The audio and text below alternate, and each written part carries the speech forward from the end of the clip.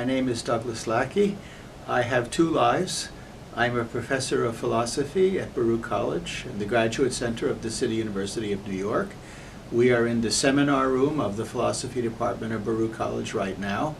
But my night job is to write plays. And I have a new play coming out. It will be opening in a week and a half. And it is about two philosophers. The first time I have written about philosophers. And the two philosophers are real people. One is Hannah Arendt, who is a professor of philosophy at the New School on 14th Street, 20 blocks away from where we are now. And the other professor was Martin Heidegger, who was a professor at the University of Freiburg, which is in Germany. And these two philosophers met in 1924. He was the professor, she was the student. They commenced a romantic affair, and that romantic affair lasted for 51 years. And over the course of time, Hannah Arendt became interested in Jewish history and Jewish culture and wrote about that.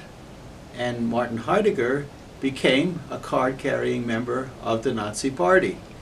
Nevertheless, despite these differences, their relationship continued for 51 years. I think that's an interesting situation, and I decided it's a great story, and I would write a play about the two of them. This is not the first play about the two of them, but previous plays have concentrated on the details of their letters. I'm interested in the details of their philosophical thought. I think that they were attracted to each other because they were both philosophers, and they found in each other philosophical minds. And that was one of the great bonds of their relationship. So my play has a lot of philosophical ideas which previous plays about the two of them did not have. I think this is a good story. And I know that a lot of modern playwrights think that narrative is old-fashioned. And so you do not present ideas in a narrative sequence linked together logically. You have this scene and that scene, and it's scattered all around, and the job of the audience is to figure out what is going on. That is not the procedure in any of my plays. I love a good story. I come from an Irish family, and in my Irish family, everybody, the grandparents, the uncles, the parents, we all told stories. Most of the stories were not true. At a minimum, all of the stories were exaggerated, but we really love stories. So my plays have stories. This play has a story. There is a narrative sequence of events where one event leads to the next and leads to the next, all the way to the end. So the first reason I think you might be interested in going to see my play is it has a really good story, a really interesting story. You wonder, how is it that someone committed to Jewish causes could maintain a relationship based on attraction, with someone who was actually a card-carrying and very public member of the Nazi Party in Germany during the Hitler years. So you might think from what you have heard that this play is a kind of Romeo and Juliet story.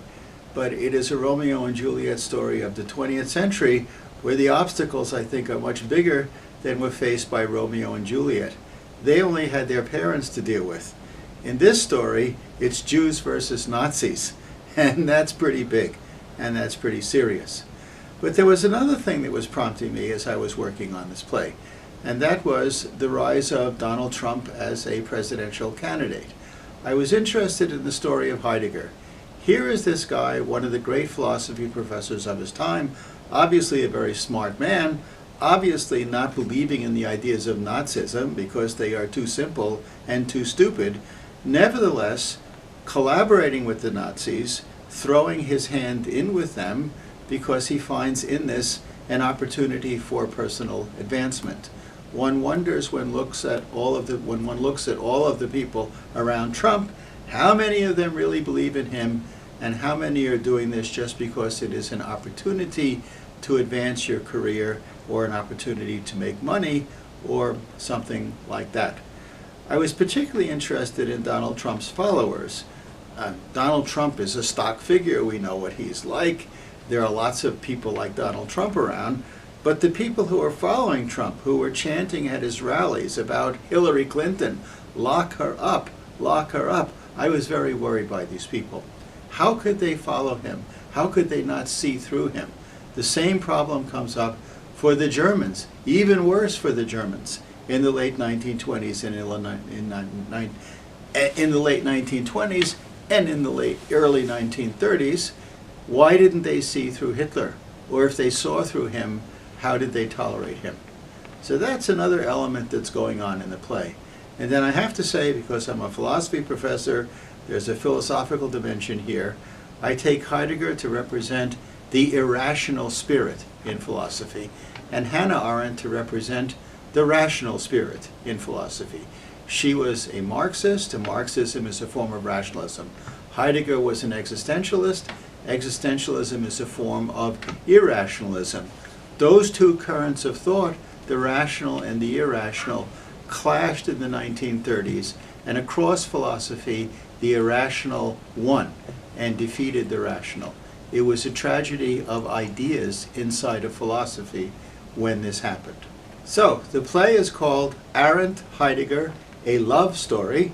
It's going to be performed at the Theater for the New City, which is on 1st Avenue and 10th Street in the East Village, and it will be performed starting on September 27th and finishing on October 14th.